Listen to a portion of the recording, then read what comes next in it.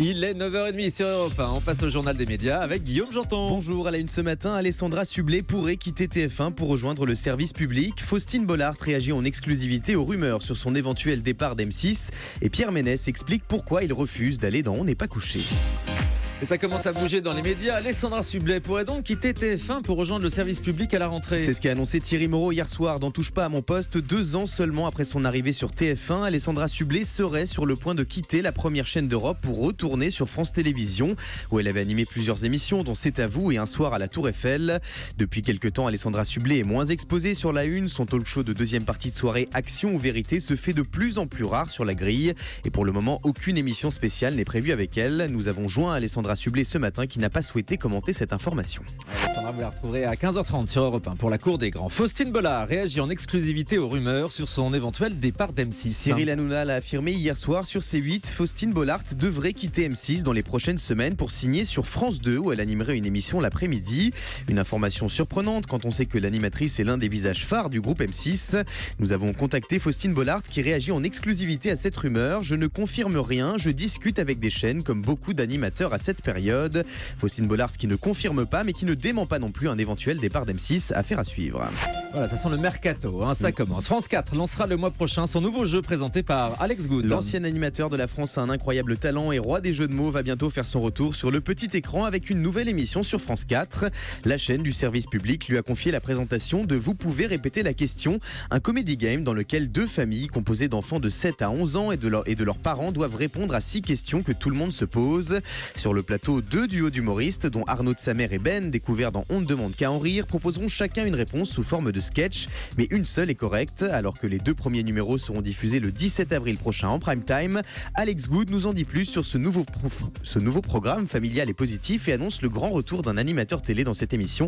On l'écoute au micro européen de Paul-Henri Alain. Je trouve que c'est une super tribune pour les humoristes, franchement, de les retrouver. C'est la bande d'art, tout le monde demande leur retour depuis des années.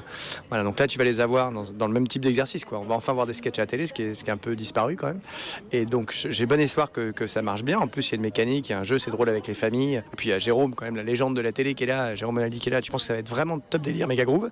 Donc oui, on espère que ça marche. Et si ça marche, je pense que tu verras l'émission plus souvent, peut-être beaucoup plus souvent. Jérôme Bonaldi, donc ancienne figure de Canal+, qui sera dans ce nouveau jeu présenté par Alex Good. Pierre Ménès explique pourquoi il refuse de se rendre sur le plateau d'On n'est pas couché sur France 2. Alors qu'il s'apprête à faire son grand retour sur le petit écran après des problèmes de santé, Pierre Ménès multiplie les interviews et il n'a pas perdu son franc-parler. Dans un entretien accordé à TV Mag, le chroniqueur football de Canal+ tacle sans détour le talk show hebdomadaire de Laurent Ruquier sur France 2 où il n'est pas prêt de se rendre. Si c'est pour me taper les 2 blaireaux, je pense que même dans mon état, je peux arracher un œil à Yann Moix. Le principe de venir dans une émission où tu sais que tu vas te faire chier dessus, ça me dépasse. Un Pierre Ménès très en forme qu'on retrouvera dimanche dans le Canal Football Club sur Canal+. Ouais, il a retrouvé tout son franc-parler dont on a l'habitude et Pierre Ménès, je vous l'annonce, sera en direct demain matin avec nous avant son grand retour donc à l'antenne de Canal. Le Front National en colère contre un téléfilm diffusé ce soir sur France 3. Ce soir à 20h50, les téléspectateurs de France 3 découvriront À la dérive, un téléfilm inédit racontant l'histoire d'un élu d'extrême droite qui vient en aide à un ouvrier accusé du meurtre de son ami d'enfance d'origine algérienne.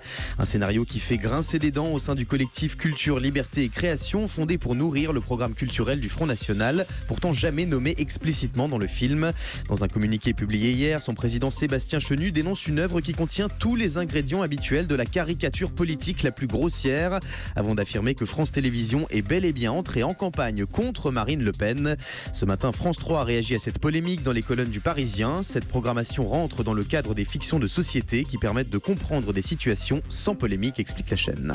Et puis l'animateur de France 2, Olivier Delacroix, sort son premier album. Le confesseur aux dreadlocks qu'on retrouve régulièrement sur France 2 avec Dans les yeux d'Olivier a plusieurs cordes à son arc. En plus de la télévision, Olivier Delacroix est également chanteur, leader d'un groupe entre 1987 et 1998. Il signe cette année son grand retour musical en solo avec Amor, son premier album disponible dès le 10 avril prochain. On écoute en exclusivité un extrait du single du même nom. Je voudrais que tu m'allumes encore une flamme dans les violets, ton corps de l'or est tout aspiré. Je voudrais que ça coule toujours et encore. reconnaît sa voix, hein, la voix d'Olivier Delacroix qui chante cette chanson. C'est de la chanson française réaliste, on va dire. L'album sort donc le 10 avril prochain. Absolument. Vous l'avez déjà précommandé, je pense, Guy. Absolument. Je préfère Christophe Ondelat, quand même. Avec, c'est un autre genre, c'est vrai. Le chiffre du jour maintenant. 25, comme les 25 ans de Disneyland Paris, célébré par C8 le 19 avril prochain avec un documentaire inédit en prime time. Au programme, les coulisses de la préparation de l'anniversaire du plus grand parc d'attractions européen qui a eu lieu ce week-end avec un témoignage exceptionnel de Mickey en personne. Ah bon? Mickey qui ne parle pas, mais il fera quelques gestes, voilà. Ah oui, d'accord. Langage des signes donc pour Mickey. Interview exclusive de Mickey Voilà. dans ce prime prochainement sur C8. C'est quoi ces petites musiques? Ah, les poupées, là. Ah oui, It's a Small World. Ah oui, it's a small, small world. C'est le genre de chanson qui vous reste dans la tête toute la journée.